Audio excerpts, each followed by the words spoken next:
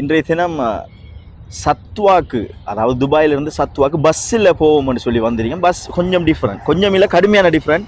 இலங்கையிலிருந்து யோசிக்கும் பொழுது துபாய் பஸ் வந்துட்டு கடுமையான ஒரு டிஃப்ரெண்ட்டாக இருக்குது.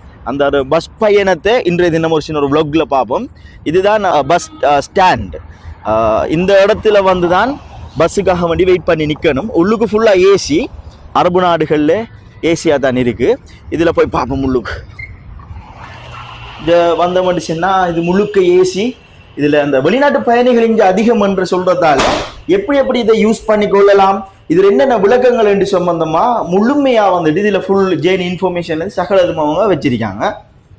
முழுமையாக சகல வகையான ரூல்ஸும் போட்டிருக்காங்க. இந்த ஜேர்னி இன்ஃபர்மேஷன், இந்த ஜேர்னி எப்படி எங்கே போகுது, இந்த பஸ் ரூட், இது சம்பந்தமான சகல விடயங்கள் மீறி நம்ம முதல் நாள் வாரதால நாம் இதில் கண்டுபிடிச்சிக்கிறது கடும் கஷ்டமாகவே நல்லா பழகின ஒரு ஆளுகிட்ட இதை கேட்டெடுத்து இதை நாங்கள் வந்திருக்கோம். இங்கேருந்து நம்மளை C9 பஸ்ஸுக்கு போக வச்சுருந்தாங்க.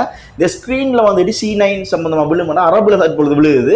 ஆனால் அது 15:20. ஓகே, அல் சத்தோ பஸ் ஸ்டேஷன் C09 15:20க்கு இங்கே பஸ் வரும். இப்போ நேரம் 15:11. இன்னும் ஒரு 9 நிமிஷம் இருக்குது.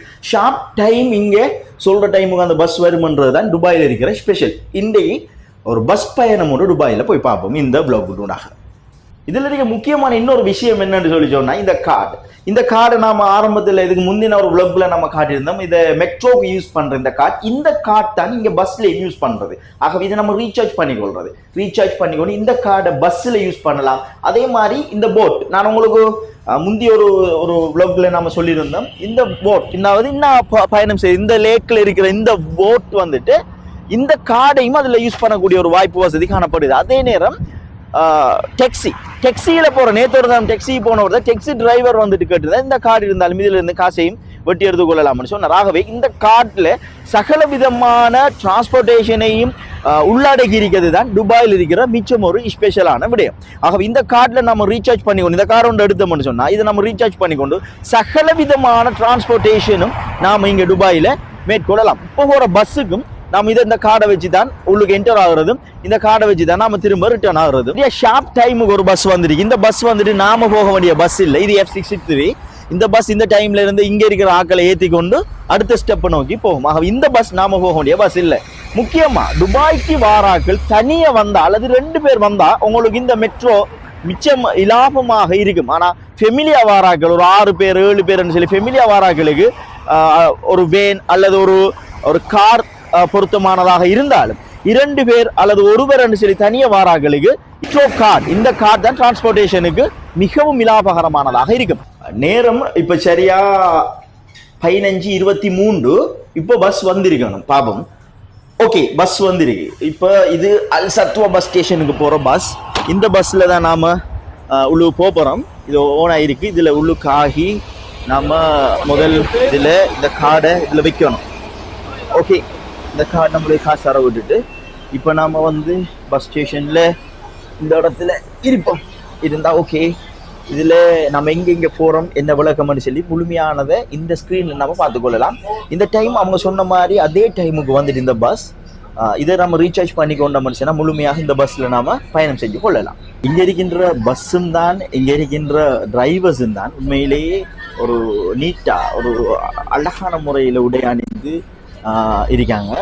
அது உண்மையிலேயே ஒரு ஒழுக்கத்தை கற்றுத்தரதுக்குரிய வாய்ப்பாகவும் நமக்கு இது பார்த்தோம்னா விளங்குறதா இருக்கு. இந்த பஸ் இப்போ சத்வா ஸ்டேஷனுக்கு நம்ம போகிறோம், அதை நோக்கி போய் கொண்டிருக்கு. அதுக்கிடையில நம்மளுக்கு இங்கே இறங்கணும் சகல இடத்துலையும் நமக்கு இது சம்பந்தமா பூரணமான ஒரு மெப்பையும் அங்கே வச்சிருக்கிறாங்க. அந்த மெப்பை எடுத்துக்கொண்ட மனுஷனா பஸ்லேயே நம்மளோட பயணத்தை மேற்கொள்ளலாம். இப்படி நம்ம பஸ்ல பயணம் மேற்கொள்ள கிட்டத்தட்ட பொறுத்தவரையில லட்சக்கணக்கான பணங்களை ஒரு 10 நாள் பிளான் பண்ணி வரார்கள்.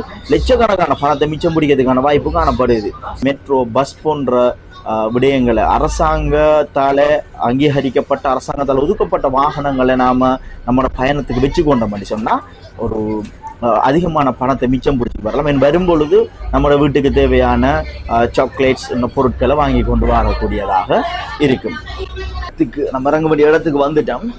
ஓகே, C9 இது சத்வா பஸ் ஸ்டேஷன் 15:55. சில ஷார்ப் டைம் சொன்ன டைமுக்கு கொண்டு வந்து விட்டுருக்காங்க.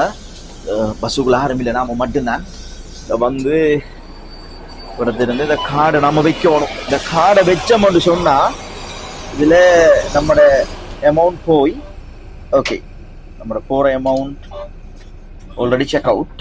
நம்மட அது சின்ன சிக்கல் ஆகிட்டு இதுவும் க்ளோஸ்ட் ஆகிட்டு பாப்போம் இறங்குறாரு நம்மளோட டிரைவர். அவர் இப்போ இதை நம்மளுக்கு திறந்து விடுவார் பாப்போம். அண்ட் இது பஸ் ஸ்டேஷன்.